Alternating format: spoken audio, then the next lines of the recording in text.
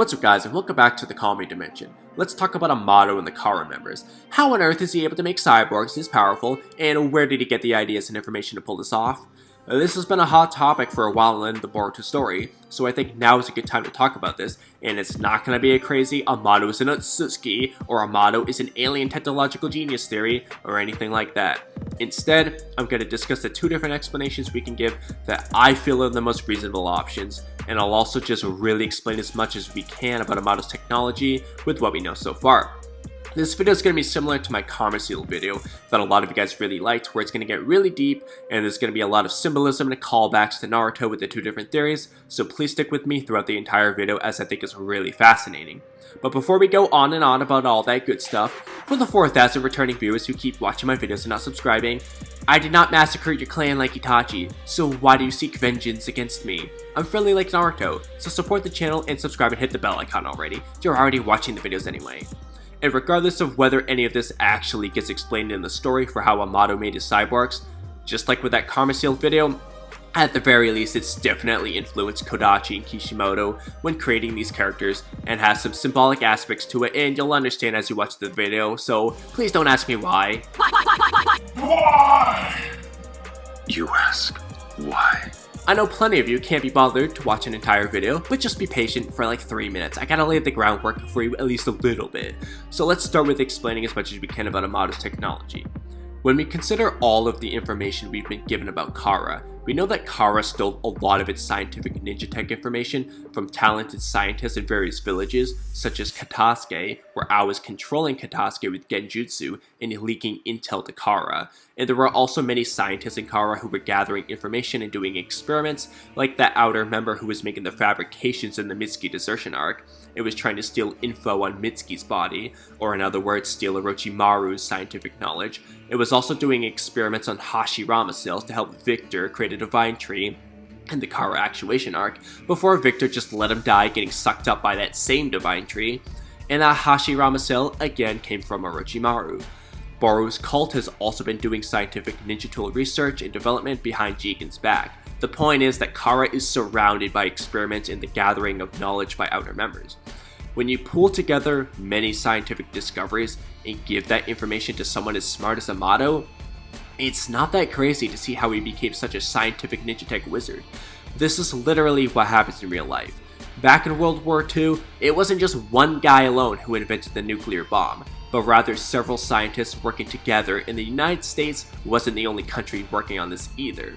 When you pull together the knowledge of several smart people, you were able to create things that one person alone cannot do. The same thing happened with Naruto when creating the Rasen Shuriken, which was something even Minato and Kakashi couldn't do. It took the minds of Naruto and Kakashi together for Naruto to figure out a way to do it. On top of that, Amado has also been studying Isshiki technology via the Karma Seal because he's working side by side with Jigen, who had Isshiki Isshiki inside of him, and potentially was studying one more thing too, which will tie into one of our theories for the day. Now let's examine Amado's tech a little more closely. When it comes to Kawaki, Katasuke says that his whole body is a scientific ninja tool, and his blood vessels, nervous system, and everything else has been modified. He was a human being who was made into something other than human using inorganic technology. In other words, he was a human who was turned into a machine. His humanity and liveliness essentially was taken away from him, which was different from Mitsuki, who was organically created using genetic engineering. Orochimaru created life from scratch, rather than taking life and modifying it. So the first thing to mention is that inorganic, it doesn't mean it's alien tech or anything. We have inorganic compounds on Earth. It's literally a field of chemistry. That's why Katasuke knows what it is. Bouncing off of these points, organic molecules occur primarily in living organisms, while inorganic molecules primarily come from the Earth's crust, which makes sense with how Orochimaru used organic technology to make life, while Amado used inorganic molecules to make Kawaki into something closer to a machine, where he morphs his body into a very Earth-like transformation. All Amado is doing is modifying their bodies to an extreme using materials that other people technically can access.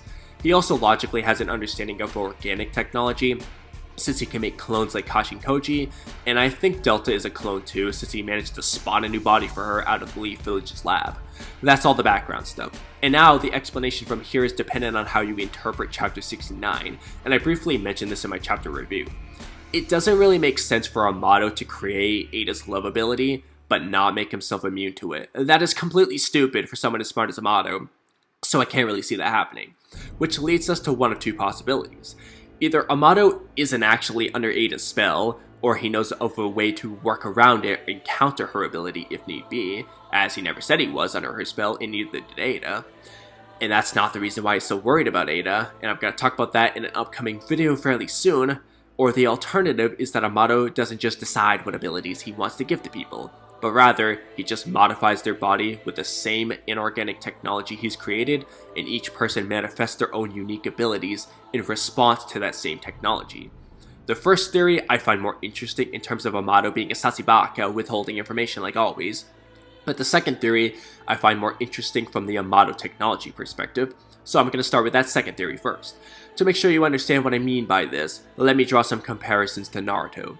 Sasuke and Madara both awakened the Rinnegan via the exact same source, Hagoromo's chakra, where Madara recreated Hagoromo's chakra by mixing Ashura's chakra from Hashirama cells with Indra's chakra inside himself, and once that chakra properly recombined and reconstituted into Hagoromo's chakra, he manifested the Rinnegan, and Hagoromo just gave Sasuke's chakra in the Rinnegan. In other words, the Rinnegans were really just a recreation of Hagoromo's Rinnegan, but they still awakened their own unique Rinnegan abilities, those being Limbo for Madara and Amado Tejikara for Sasuke, even though the source of the Rinnegan was the same, simply Hagoromo's chakra. And these abilities actually are incredibly symbolic to the characters, and I can't wait to make several videos in the future about this sort of thing for you guys. And the same concept could apply to Amado's technology, and this theory would explain why everyone has vastly different abilities of different strengths, and why Amado ultimately gave Eida an ability that he didn't make himself immune to, assuming he's not just being a Sasibaka here. It would be because he didn't intentionally give her that power, and as I'll show you, these abilities all relate very heavily with each member's personalities and desires. It's as if Amado's technology gave them abilities that would almost help them achieve their wishing Kara that Isshiki was meant to grant them after they grew the chakra fruit, and perhaps Amado's technology is even based on that concept of the chakra fruit in Ishiki's wish granting ability, where perhaps he studied it as best as he could and tried to replicate it so that he could grant his own wish, but it would not quite do the trick, and it was ultimately a failure, which is why he is now fixated on Kawaki's Karma Seal. Allow me to now explain how it could relate to each Kara member's characterization. The first several are actually explained in the story somewhere, and the last few are more theory-based, but are still cool concepts nonetheless. Starting with Victor. Victor wanted to live longer and heal his leg and eye, and thus he acquired regeneration abilities and the ability to replicate new cells to grow new limbs and organs. But have you ever wondered why Victor had such ridiculous regeneration, but couldn't fix his leg or eye? Perhaps it's because it was a failure to grant his wish. And he also died by Kashin Koji countering his regeneration with a fire steel jutsu that somehow burns too fast for regeneration to keep up, ending his life earlier than he wished for. Amado's tech failed to succeed in extending Victor's lifespan, or to regrow his original leg and eye, and it couldn't even save him versus Kashin Koji, and so the only way to achieve that goal was through Isshiki and the chakra fruit. Next up is Boro. Boro had a really convenient ability for someone trying to start a cult centered around him being a man chosen by God who aspires to be the savior of the world and bring everyone into the paradise of the infinite Tsukiyomi, where he uses his virus to make a whole village sick, and then shows up to cure everyone of his virus, and he can regenerate from any damage someone inflicts on him, as if he's a god or Jesus or something who's come to save them from their suffering, as if a miracle has occurred, which makes people follow him and join his cult. Boro literally even explains this exact concept to Sarada in the anime, and claims his virus is a miraculous power that can lead people to salvation. However, Boro himself could never cast the infinite Tsukiyomi that he desired so much, and he would ultimately fail against Team 7, who would counter both his virus and his regeneration, and so he would never see his goal fulfilled. And his cult will likely dissipate in the future too. And now we have Deepa. Deepa desired to experience the joy of tasting food again, either because he literally couldn't taste anymore, or everything just felt bland to him now for some reason. and he spoke an awful lot about hunting and how an animal's flesh tasted the most flavorful when that animal felt immense fear and hopelessness before dying. So Deepa may have been a hunter and a chef or food critic in the past or something, and Deepa's ability was actually very convenient for making someone feel hopeless against him, as he can defend against nearly any attack you throw at him without any damage, and he can launch a crap load of really damn hard cubes at you to beat you down without killing you, before he goes in for the kill by stabbing you with his hand. It's very good for making you feel hopeless and scared against him, and that's exactly what happened with Boruto and Sarada against him in their first battle, and what he was hell-bent on doing in the second battle, and ultimately led to his own defeat as a result. And it's also why he kinda hated Mitsuki and kept wanting to get him out of the way, and kept calling him a killjoy, because Mitsuki wasn't afraid of him, because Mitsuki is just that cool, and as I mentioned in my video about Mitsuki's Sage Mode, he's also just that strong and full power. Deepa's ability was a way that could actually help him gain more flavor in his food, but it did not succeed in the end. It could not compare to the chocolate fruit in Isshiki's wish-granting ability. Now let's move on to Code. Code worshipped the Otsutsuki, particularly Isshiki Otsutsuki, and desired to please and serve Jigen and always be there for him at any time he needs Code, and he also had wished to be Ishiki's perfect vessel to be reborn into. Code acquired the claw marks, which allow him to teleport to and from any location where he has a claw mark, and can even pull people through those claw marks to himself, allowing him to always be able to travel to Jigen instantly and bring Jigen to him if Jigen ever needed it. And he also acquired the white karma seal. However, Code was not there for Jigen or Isshiki when he could have used them the most, which is when Jigen was killed by Kashin Koji, and when Isshiki died versus Naruto, Sasuke, Kawaki, and Boruto, and he could not become Ishiki's vessel via that white karma seal, as it is not a proper karma seal of Isshiki Otsutsuki, and thus it once again failed to achieve Code's wishes. And yes, this would mean Amado created Code's white karma seal, so this is just another reason to add to my always growing list of reasons why Amado created Code's white karma seal. It even fits into this damn theory. If you haven't hopped on board with me by now, I honestly don't know what to tell you, just go back and watch that video. Next is Kashin Koji. Kashin Koji was a clone of Jiraiya, and he felt tied to the Leaf Village by fate, and he felt his purpose in life was to kill Jigen and Isshiki Otsutsuki. Kashin Koji simply gained augmented versions of Jiraiya's abilities, and succeeded in killing Jigen. However, he failed to kill Isshiki Otsutsuki, and thus he did not completely fulfill his wish, and currently he has not become an ally of the Leaf Village either, although he might in the future. But either way, he still failed to kill Isshiki. Now we start getting into some more theory-based concepts, but they are still interesting. Based on the flashbacks we've been given in the manga and the anime, it seems like Kawaki was given the Karma Seal pretty much immediately upon being adopted by Jigen. And he shows the ability to use the Karma Seal years before the age he is when we see him use his scientific ninja tech body. So, it seems pretty likely that Kawaki was given the Karma Seal before Amado went on to modify his body. Kawaki was beaten senseless and constantly told how he was empty by his real father and then again by Jigen, and Kawaki himself states in chapter 27, "Back then, I would have been glad to have died just like all the other children. That's how I thought about it, over and over again, rather than to continue spending my days in an eternal hell like that. And that hell continues even to this day." In other words, he would have rather have died than have lived with the Karma Seal and Jigen's wrath. And Kawaki hates how he is always being used by others like Isshiki and Momoshiki. Amado also reimplanted Kawaki's Karma Seal on his body again, and Kawaki is also behaving rather emotionless and machine-like ever since he wished for the Karma Seal to manifest, like a robot that's only job is to protect Naruto. Kawaki's ninja tech transforms his body into a very earthly-looking, lifeless weapon, empty of any personality, similar to how Kawaki desired to just be dead because of his suffering from Jigen and the Karma Seal. However, this ninja tech did not actually kill him, and instead it actually helps him stay alive because it allows him to self-heal quickly. Furthermore, Kawaki desired the Karma Seal to gain the power to protect Naruto and defeat people like Code, but this very power has been almost turning Kawaki into a mindless robot that's fixated on protecting Naruto, and Kawaki acquiring this power is likely going to end up causing a rift between Kawaki and the Leaf Village at some point. And this power is also making Kawaki still be constantly used by others, just like Momoshiki and Code both told Kawaki. And I think Eida and Amado both want to use Kawaki for his potential wish-granting ability that Isshiki supposedly had, as I've explained in previous videos. So while Kawaki did gain a lifeless, machine-like power, and he did gain the power to protect Naruto, he would still remain alive, constantly being used by others, and would ultimately cause his own rift with Naruto by being too protective of him. Now for Eida, depending on her backstory, she may have wanted people to love her. Perhaps they didn't love her because of her Senrigun and how she could always watch what you were doing, and so they didn't trust her or didn't feel like they had any privacy. At least if she had that before Amado modified her, which I currently lean towards being the case, and I'll explain that in a video coming very soon. Or maybe they didn't love her for another reason, who knows. But then she awakened an ability that forces everyone to love her, and she has no say in the matter. Superficially, it did help her, as now everyone loves her, but it took it too far. It did not actually solve the problem, because now the love is not real, and she can never know whether someone truly loves her for who she is, or if it's only because of her ability. And this would tie into Eida's wish that she might have wanted granted in Kara, as I mentioned in my Eida's master plan video, where maybe she wants to wish for this ability to go away and for someone to truly, genuinely love her. A selfish wish, but an understandable wish nonetheless. Of course, her wish could be something else entirely, but that's just a possibility. For Delta and Damon, honestly, I don't have a great answer for you, but I'll make one up for you right now that could work for both of them.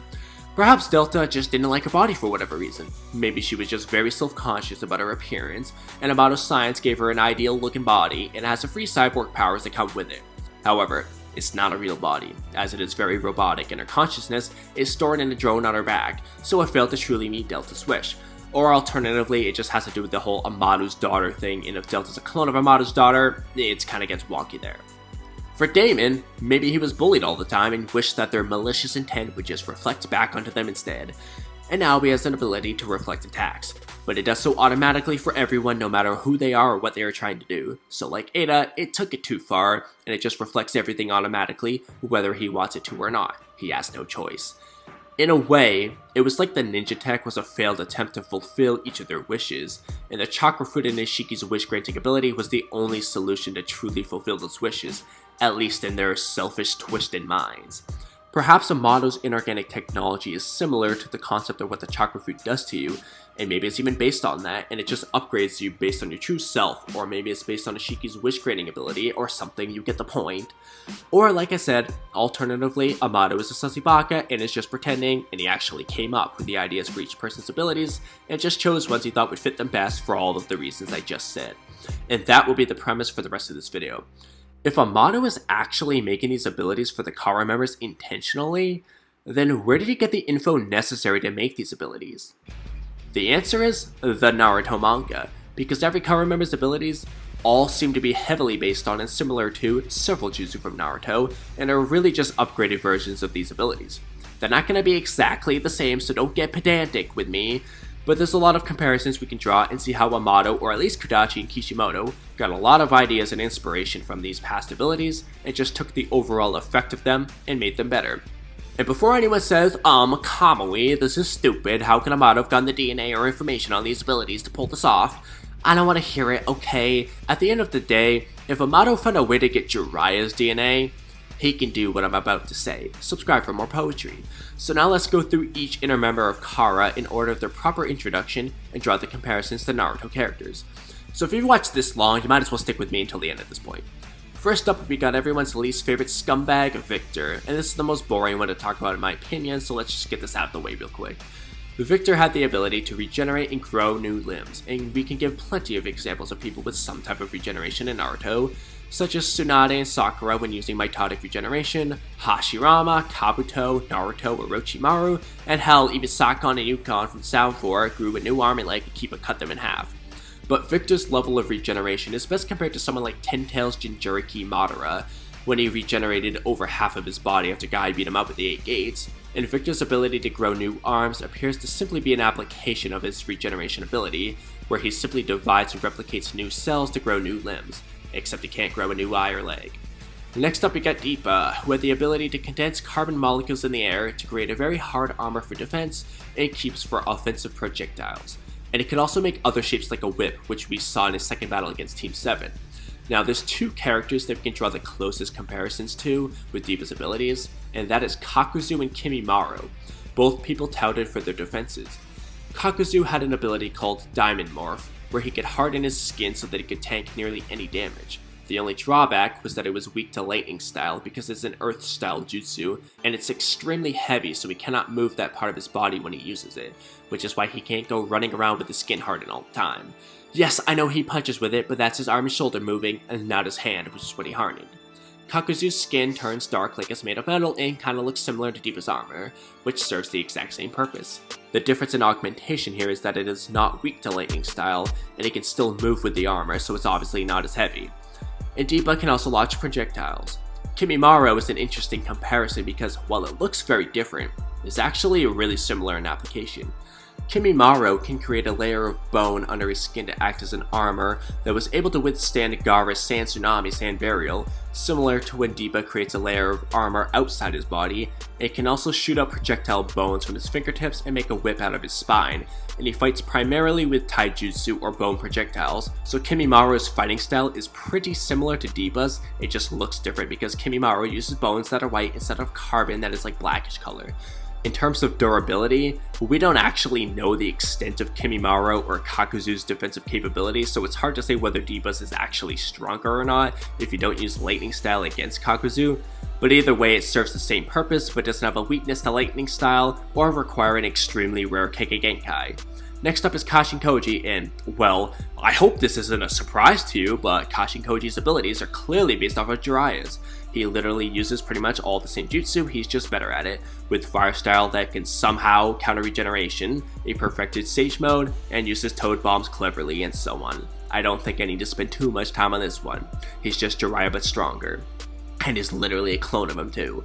Next up is Kawaki, who can self-heal as well, just not as extreme as Victor. It's more like part 1 Kabuto or Naruto and base from Kurama's chakra levels of healing. And then it can shapeshift his arms into weapons and shoot chakra blasts from his arms.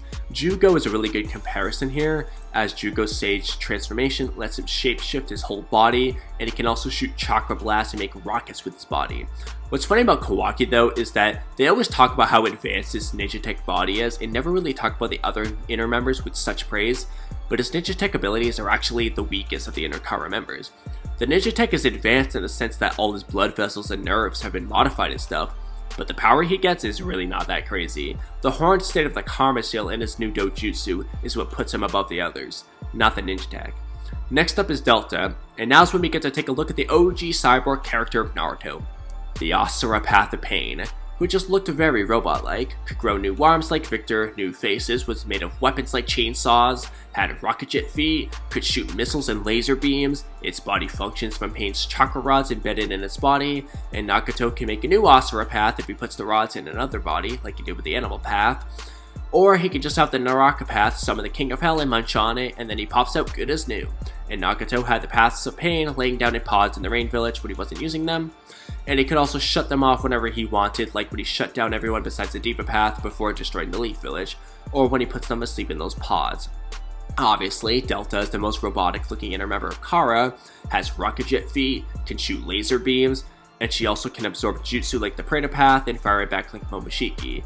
She can pop her drone into a new body and be perfectly functional, similar to Pain's rods except it's a drone instead, and Amado can just fix her up and spawn a new body when he feels like it, like the Naraka Path. And hell, Amado can even shut off Delta when he wants, and he has Delta bodies sitting in pods. He literally just copied Nagato but made Delta stronger than the Asura Path of Pain. And then she can also shapeshift her feet similar to what Kawaki can do with his arms, similar to Jugo's abilities. And you can go ahead and toss Ao and Garo in here as well as being similar to the Asura Path, since Ao looks very robot-like, was using a machine gun which kinda looks like the Asura Path's missiles and so on, and Garo has robot hands and shoots chakra blasts. They're just not as good as Delta or as cool as the Asura Path was. Jigen's not confirmed to be a cyborg, but I'll quickly toss him in as a bonus. And obviously, the Karma Seal is pretty much the Curse Mark 2.0, it's just not as cool as it was back in the day. Now obviously, if anything, Orochimaru got the idea from the Karma Seal, but we know Kishimoto and Kodachi took inspiration from the Curse Mark when they made up the Karma Seal, and Jigen also uses chakra rods like Pain. Next up is Boro, and this is where it gets more fun to me. Obviously, Boro's regeneration can be based off of the same stuff as Victor's, so let's instead take a look at the virus. What does Boro's virus do? He releases what looks like a mist, and the virus enters your body and paralyzes you. Well, what do you know, Orochimaru had basically the exact same thing in Naruto. If you'll recall, when Sasuke betrayed Orochimaru when he was dying and fought against his snake form, when Sasuke cut open Orochimaru's body, his bodily fluids evaporated when exposed to the air and they had a numbing effect that ultimately paralyzed Sasuke while it was in effect. and essentially did the same thing. Obviously, Orochimaru didn't use a virus, but you get the idea. The abilities simply seem like adaptations of previous abilities, but are easier to use as you don't need to slice Boro up for him to use the virus. He can just do it whenever. Next up we have Code. In Boruto Chapter 60 already did this part for me and compared it to the Flying Raijin, as it is a very similar ability, where he can teleport between the claw marks and bring people with him, just like Flying Raijin, except instead of throwing kunai, Code just spawns these belt-like things that they call claw marks for some reason. I get that he has claws and all, but these things look like belts. They should be called belts or something like that. Code is literally wearing one on his head. That's not a kitty cat scratch, that's a freaking belt on his head, and I don't know why nobody in the series has asked Code, hey, why do you wear a belt on your head? I feel like that's something people should be genuinely curious about, but enough of my questions. You can also compare it pretty heavily to Kamui, and how he faces through the belt and can reach into a belt to grab another person to bring them to him. It's very similar to both jutsu. And Code can also shapeshift like Kawaki and Delta and Jugo as well. Then we have Eida, starting with her Senrigun Clairvoyance. I've actually made a video on this one already, but Hiruzen's telescope technique is pretty much the exact same ability. The difference is that Hiruzen needs to know your chakra signature, whereas Eida does not, and Gamamaru uses the same ability during the Pain arc to watch Naruto fight against Pain, and Gaara's third eye is another example of a very similar jutsu in concept and is pretty much the same thing. In both jutsu, you're able to see in places where normal people cannot, but you don't have better vision for insight like a Byakugan or something. Like I said, I do lean towards Eida already having this ability, but if Amado created it, then this could be where he got the idea. Then when it comes to Eida's love ability, it's really just the same thing as Kakashi Sensei's true face, that's why he always wears the mask, and it's a lot like the sexy jutsu as well if Naruto and Kakashi kept these up all the time. While those are actually kinda true, depending on how Eida's ability works, if it's from her breath, which is why she wanted to brush her teeth so bad when she woke up, or if it's from something else kinda similar, it may be similar to Gengo from the Shikamaru Hiden novel that takes place between chapter 699 and chapter 700 of the Naruto manga, and Naruto Shippuden adapted this novel into the anime as well, where Gengo was the guy taking over the Land of Silence who controlled you via genjutsu from his voice. If Eida's voice or breath from speaking is connected to her ability at all, then you can see the connections there. Lastly, we have Daemon, who reflects attacks onto you. We've seen two jutsu in Naruto that do pretty much the same thing, those being the Uchiha reflection that Madara uses with the Gunbai Uchiwa War Fan, and Yakura had a jutsu called the Water Style Aqua Mirror Jutsu that made a reflection of Naruto and B in their attacks, so they attacked themselves with the same strength as the original. The difference is that Daemon doesn't have to consciously do it, and the reflection happens before you actually perform the attack you intend to do. And so in this way, it's an improved version of those two jutsu. Now, I will say right now, as a little heads up for that video I mentioned earlier about Eida, and to follow up on my video about Eida and Daemon's weaknesses, it's not 100% confirmed yet whether Daemon's reflection ability is from his dojutsu, or if it's something separate like Eida's love ability, or if it's the only ability his dojutsu has. I lean towards it being from Daemon's dojutsu because of the moon and time connections, as I explained in that video about Eida and Daemon's weaknesses, but I admit that it's possible that like Eida's love ability, it is separate. And Daemon may have other abilities associated with that eye, just as Eida has extra abilities that she has been hiding from Code. And even if that's Daemon's only ability with that eye and it was created by Amado, that does not mean that Eida couldn't have been born with her dojutsu, as Amado may have been able to make Daemon's dojutsu because he was inspired by Eida's dojutsu, since he is able to make new eyes for himself and Delta, and that could be why they both have moon-like patterns, but different moon-like patterns.